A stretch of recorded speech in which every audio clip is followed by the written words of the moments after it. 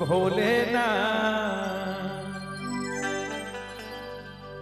और देवघर में होरी खेले।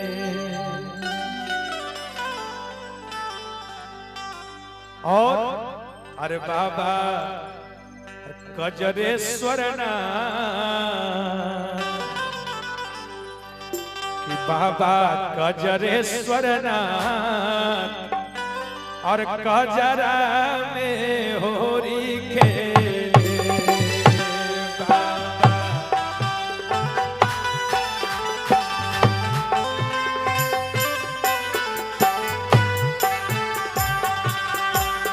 बाबा भोले हो ना देवघर में होरी खेले।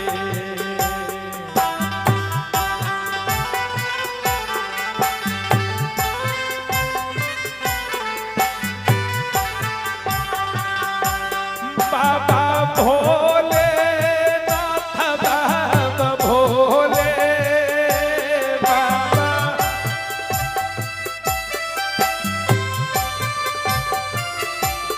बाबा भोले नाथ बाबा भोले नाथ देवघर में होरी खेले। बाबा गजरेश्वर नाथ झारखंड में होरी खेले।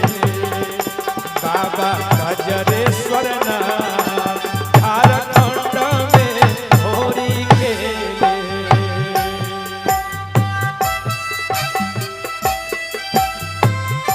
हर हर महादेव।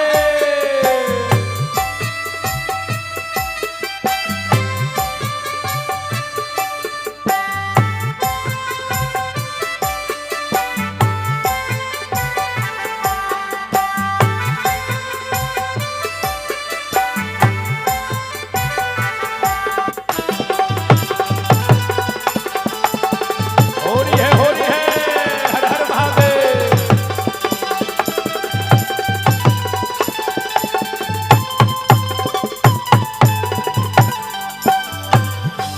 इतने ना आज अरे पूरा देवघर आज झारखंड होरी के रंग में रंगाइल बा। बाबा भोलेनाथ अब माई पार्वती होली खेलत रही। देखी भाव बा अब दूत भूत भी एक ओरी भगवान शंकर माई पार्वती आ एक ओरी दूत भूत होली खेलता। भाव बा अरे एक ओरी होली खेले एक ओरी होली खेले देव महादेव।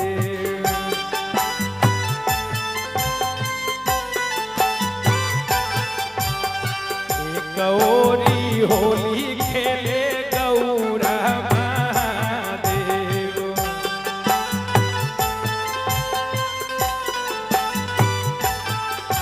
अरे दूसर ओरिया भूता बैताल हो होरी हो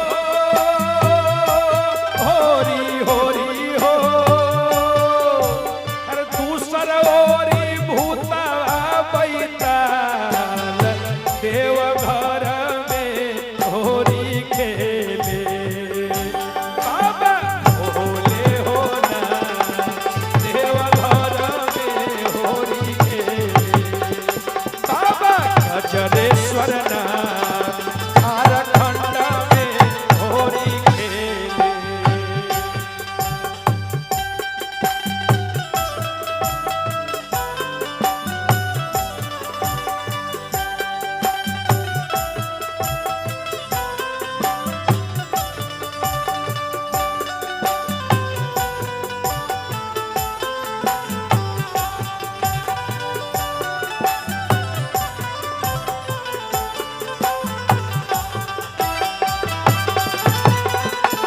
हर हर महादेव।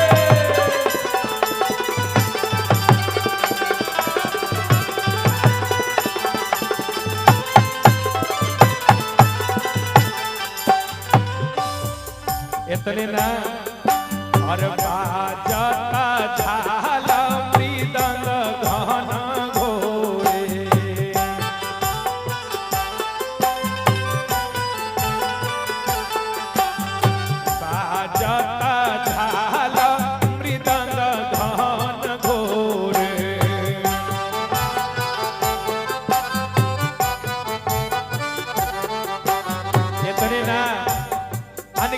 थाल बजावत त केहू मृदंग लेके ठोकत। अब भगवान शंकर अपना डमरू बजावे में मस्त है। इतने ना और गौरा उड़ावेली गुलाल हो, होरी होरी हो। और गौरा उड़ावेली गुलाल झारखंड में होरी खेले। बाबा भोले हो ना झारखंड में होरी खेले। बाबा भोले हो ना झारखंड में होरी खेले। ए चंद्र भैया तनी आई एकरा होली के भाव में दियल जातनी रंग के धूम क्या वतनी।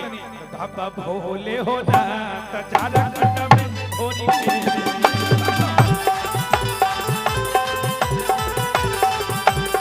भोलेनाथ झारखंड में होली खेले।